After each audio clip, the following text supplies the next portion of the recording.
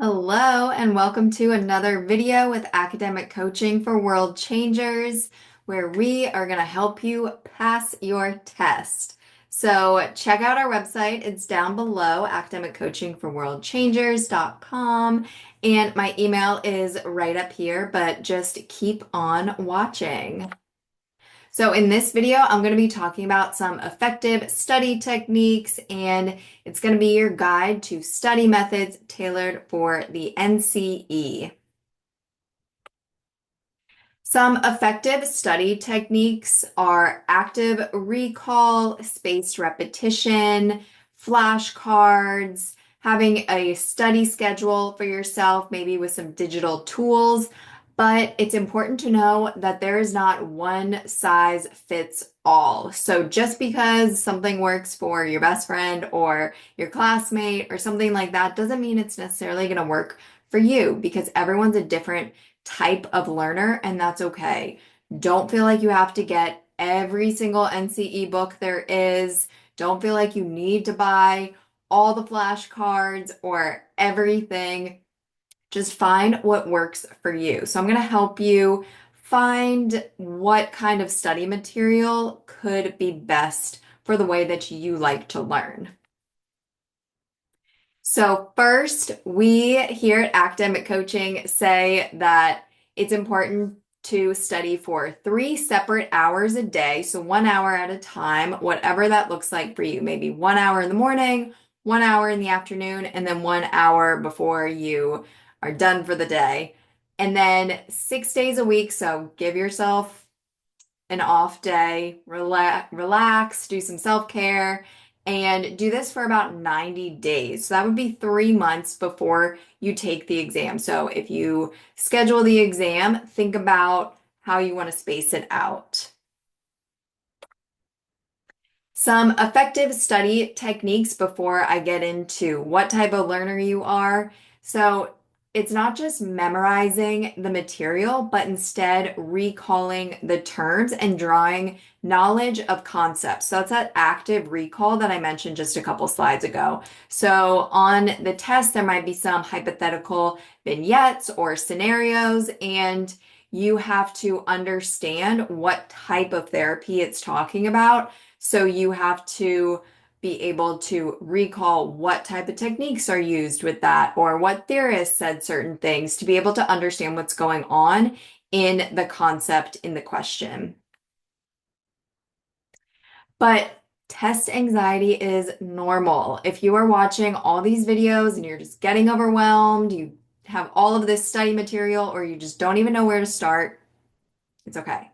Test anxiety is completely normal. Here are some tips and tricks to help ease the anxiety just a little bit. So make a study plan and work that plan. I'm going to have a template at the end of this video, so stay tuned for that. Remember the basics. Don't try and overcomplicate things. Remember, it's a reading test. So just remember the basics so that you can recall them in those scenarios or vignettes on the test.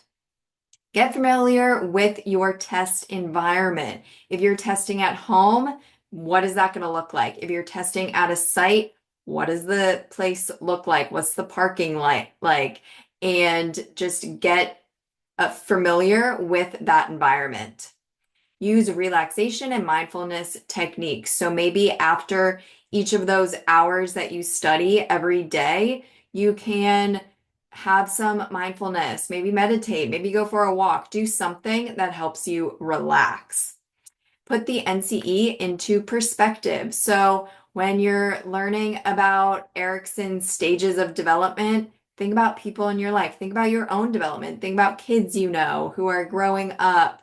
And maybe with the Adlerian birth order, think about your own siblings and what the birth order is like. And if you guys are aligned with what Adler said about birth order.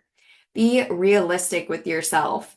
Like I said, when you're scheduling your exam, think about how far out you are scheduling it. If you're scheduling at a time when it's going to be really hectic in your life, or if you just don't have the time to study right now. That's okay. Be realistic with yourself and take care of yourself. Self-care is so, so, so important. We should know this as counselors. Sometimes it's hard to practice what we preach, but you have to take care of yourself. It is going to be hard, but worth it. So you have to take care of yourself. And then address your anxiety. When you're feeling anxious, lean into that. What is going on? What can you do to help yourself when you are studying? So, what type of learner are you? This is going to help you understand how to study and what way you can best study all of this material because it's a lot. So, which way do you communicate more? This could be the first way to kind of understand. So, if you are visual, you might say, I see what you mean. If you're kinesthetic, or hands-on, you might say, it feels to me like, and then if you're more auditory, you might say, I hear what you're saying.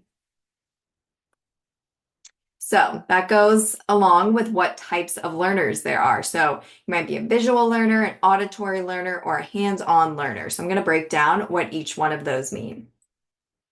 So visual learners, they might benefit from diagrams, PowerPoints, charts. If you like to see things all laid out, you might be a visual learner. So maybe using highlighters, different colors, symbols, that might help you break up the different information. And if this does sound like you, maybe creating a coding system, writing down next to material can be beneficial. So if you print things out, you can write down little codes or colors, or if you have PDFs of things, highlight in different colors on the um, PDF or the Word document or whatever it is that you are studying with. And studying is best done in an environment that's free from visual distractions. So maybe not having the TV on next to you or other really flashy things around. Try and limit those visual distractions because if that's how you learn, that's what you're going to be drawn to. And then auditory learners, they might benefit or they might find it difficult to remember material that they read and instead find it helpful to learn by what they hear. So there are a lot of good auditory books out there that you can listen to. So you might find it more helpful to listen to study material instead of reading it for yourself. So you could also record yourself summarizing what you're studying, or maybe read it out loud. So if you aren't able to listen to a book, maybe record yourself reading it and then listen back to that. And then hands-on learners. So these individuals might find it helpful to have activities while studying, maybe using flashcards, different senses. So walking on the treadmill while you're reading and having mnemonic devices can help. So here is a study plan template. So this is laid out in 13 weeks. So if you have more time, less time, you can adjust, but day one, here you are.